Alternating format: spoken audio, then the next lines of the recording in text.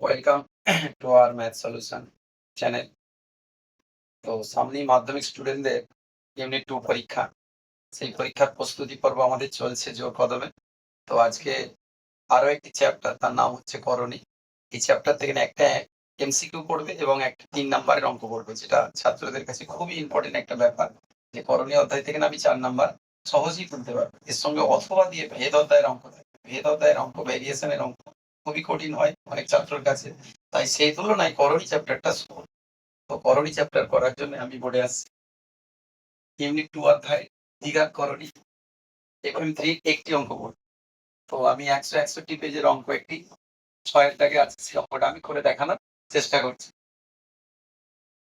প্রথমেই a এর মান দেয়া আছে, a সমান √5 + 1, √5 - 1, আবার b সমান দেয়া আছে ঠিক এর উল্টোটা অনুবন্ধী করণী দিয়ে সাজানো আছে। 1 নম্বর এই সমীকরণটি মান নির্ণয় করতে হবে, তাই আমি সাজিয়ে নিয়েছি।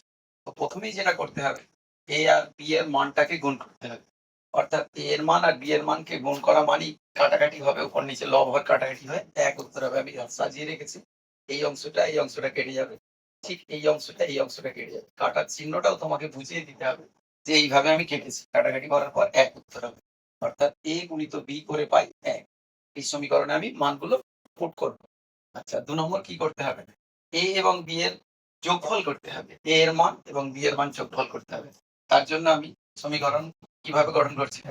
প্রথমে দেখো, হর দুটো আছে বিপরীত, তাই হর দুটো আমি একবার টোকার চেষ্টা করি।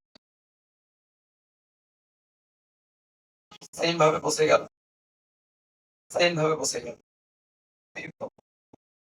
হরটি, এই হরকে একটু বাদ দিয়ে দিলে আমাদের প্লাসটা পড়ে আছে। এই প্লাস অংশটি নেবে, এই প্লাস অংশের সঙ্গে গুণ, অর্থাৎ ডবল বসবে দুবার। প্লাস চিহ্ন দেবো এবং ওই সাইডেও দুবার বসবে।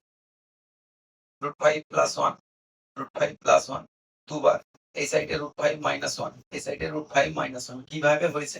এই সাইডে যেরকম √5 + 1 আছে, সেই √5 + 1 টাকে হাত দিয়ে বন্ধ করলে √5 - 1 পড়ে আছে। এই √5 - 1 কে এই √5 - 1 দিয়ে গুণ হবে। এই গুণটা ছাত্রদের কাছে খুবই ভিভিআই, একটা ভাইটাল জায়গা। গুণটা ঠিকঠাক ভাবে না করলে অঙ্কটা ভুল হয়ে যাবে।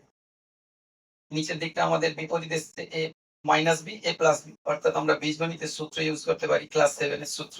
এই সূত্রটা ছাত্রদের কাছে খুবই সহজ। প্রথমটার স্কয়ার মাইনাস শেষেরটার স্কয়ার হয়ে গেল। এই গুণটা করতে যাচ্ছি। √5 গুণ করলে একটা 5 হয়। √5 কে 1 দিয়ে গুণ করলে √5 বসে যায়। এই 1 দিয়ে √5 কে গুণ করলে √5 বসে যায়। আর 1 কে 1 দিয়ে গুণ করলে 1। অর্থাৎ এখানে এই দুটো অংশকে এই দুটো অংশ দিয়ে গুণ করলে 4 বার বসবে। √5 কে √5 দিয়ে গুণ করলে 5 হয়। √5 কে 1 দিয়ে গুণ করলে √5 হয়। 1 কে √5 দিয়ে গুণ করলে √5 হয়। 1 কে 1 দিয়ে গুণ করলে 1 হয়। সেম ভাবে ওই সাইডটা আমি করছি। √5 কে 5 দিয়ে গুণ করলে 5 হয়। √5 কে -1 দিয়ে গুণ করলে √5 হয়। 1 কে √5 দিয়ে গুণ করলে আবার -1 হয়। আর -1 এ -1 এ এটা +1। স্টুডেন্টদের কাছে এই জায়গাটা খুবই ভাইটাল জায়গা, যে জায়গাটা ভুল হলেই অঙ্কটা ভুল হয়ে যাবে। তো এরপরে √5 কেটে যাচ্ছে, +√5 -√5 কেটে যাচ্ছে। উপরে 5 একে 6, 5 একে 6, অর্থাৎ উপরে 12 আর নিচে 5 - 1, অর্থাৎ 12 র নিচে 4, কাটাকাটি করে 3, অর্থাৎ a + b এর মান আমি 3 পেলাম। এই দুটো মান আমি এখানে বসালেই অঙ্কটা হয়ে যাবে। প্রথমেই আমি সূত্রটাকে সাজিয়ে নিয়েছি। a স্কয়ারের পাশে আমি b স্কয়ারকে নিয়ে এসেছি এবং ab কে পাশে রেখেছি। তো এখান থেকে আমাদের সহজেই সূত্র হয়ে যাচ্ছে a + b তার হোল স্কয়ার। এটাও ক্লাস 7 এর সূত্র। এখানে প্লাস দিলে এখানে মাইনাস আসবে, 2ab বসে যাবে, আরেকটা প্লাস ab যেমন পাশে ছিল রয়ে গেল।